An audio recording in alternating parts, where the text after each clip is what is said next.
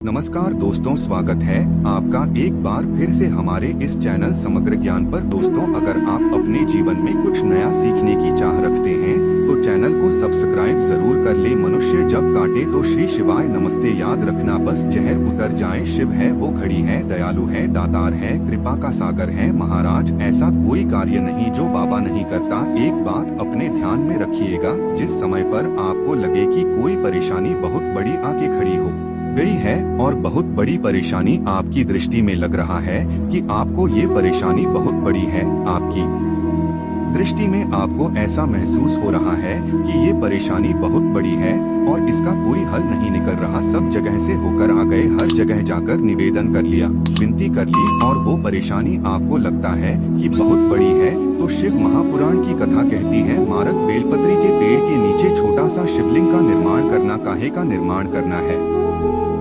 शिवलिंग? अब बेलपत्री के पेड़ के नीचे आप अगर सोचो कि भाई मैं ब्राह्मण हूँ, सफेद मिट्टी का शिवलिंग बनाना है, क्षत्रिय हूँ, लाल मिट्टी का शिवलिंग के नीचे की ही मिट्टी ले लेना, फिर वो जिस कलर में है। हाँ, अगर आप घर में शिवलिंग का निर्माण कर रहे हो तो आपको वर्ण देखकर मिट्टी लेना है कि हम ब्राह्मण हैं तो मिट्टी का शिवलिंग बना ले। वैश्य है, पीली मिट्टी का बना ले। क्षत्रिय, लाल मिट्टी का बना ले। शूद्र है तो काली मिट्टी का बना ले। पर अगर कोई परेशानी बड़ी विकट है और आपको लगता है कि इसका कोई हल नजर नहीं आ रहा, इसका कोई हल ही नहीं दिख रहा है और ऐसा लग रहा है कि ये उलझते जा रही है, उठी अब सुलझना नहीं है।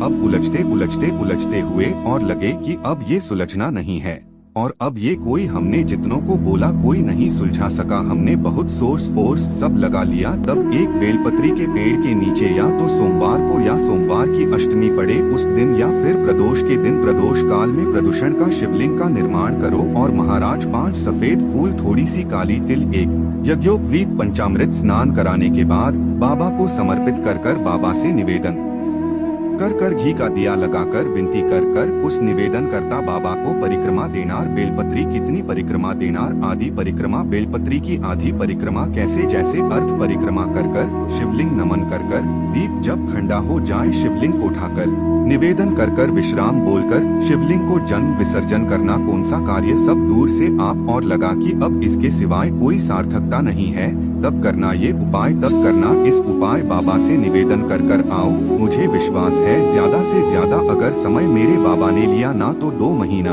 1.5 महीना, 2.5 महीना, इससे ज्यादा नहीं लेगा। बाबा कार्य सफल कर ही देगा। विश्वास रखकर शिव की आराधना, सागर शंकर विश्वास रखकर आपने अगर भाव प्रकट कर कोई भी उपाय आप कर रहे हैं उसमें आपके विश्वास का होना चाहिए, उसमें आपका भरोसा होना चाहिए, उसमें आपकी दृढ़ता होना चाहिए। और यदि विश्वास प्रबल है, प्रेम जब अनंत हो गया, रोम रोम संत हो गया। विश्वास जब होता है तो भगवान मिलता जरूर है, आपका भरोसा है। शिव महापुराण में ब्रह्मा का चरित्र आता है। जलंधर के में मैं ब्रह्मा के पति को नहीं मार सकता क्योंकि वो सातित्ववान है, उसकी सातित्वता की है और किसी भी रूप में प्रखरता है। अगर आपकी दृढ़ता, आपका विश्वास अगर प्रबल है तो दुनिया में कौन बाल बक्खा करेगा। एक माता जी की आदत थी, वो सुबह से उठती थी और जमझम के दरवाजा खोल के चिल्लाना चालू कर देती थी, आ रहा जय हो भोलेनाथ, जय हो कुबेर भंडारी, जय हो महाकाल राजा, जय हो विश्वनाथ। बड़ी कृपा करी प्रभु आपने, बड़ी कृपा करी। खूब चिल्ला के बोले। आने वाले समय में वो एक माइक लिए, ऐसा माइक लिए और उसने अपने अपने मोहल्ले में 2-3 जगह ऐसे डब्बे रखे ना, 2-3 रख दिए घर की छत पे और वहीं से चिल्लाए। जमजम के सवेरे उठे और मुंह धोया, नहीं धोया और बाहर आके चिल्लाया। अब इसके कारण इसके पास में एक पड़ोसी रहता था, वो कभी भगवान को नहीं मानता था। इतना दुखी हो गया, इतना दुखी हो गया जिसके कारण परेशान हो गया। ये चिल्लाना चालू करे सुबेरे 5:30-6 बजे से। अब वो बेचारा बड़ा दुखी किससे कहे, और वो झगड़ा करने आए तो ये लड़ने भी बैठ जाए और लड़े कैसी। वो चिल्लाए, गालियां दे और ये चिल्लाए, वाह प्रभु बड़ी कृपा करी। अब उसको और चिढ़ बैठे।